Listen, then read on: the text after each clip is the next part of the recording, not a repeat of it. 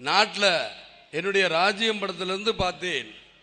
பெண் குழந்தை பிறந்தால் கள்ளிப்பால் வைத்து குடிச்சுக்கிட்டு இருக்க காலத்திலே நான் தைரியமாக இந்த பெண்கள் இந்த நாட்டின் கண்கள்னு ஒரு திட்டத்தை ஆரம்பித்து ஒவ்வொரு பிறந்தநாள் நான் கொண்டாடலன்னு சொல்லி இப்போ சமீபமாக 2007 தான் கொண்டாட ஆரம்பித்தேன்.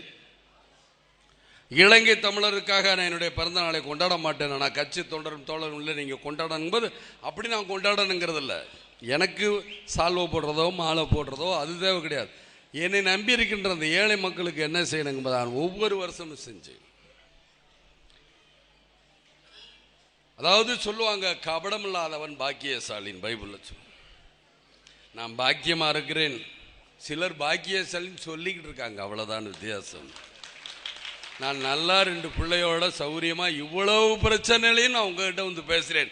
இவ்வளோ பிரச்சனை எனக்கு டாக்டர் பட்டம் கிடைக்குதுன்னா அது சும்மாவா? அதுதான் தெய்வம்.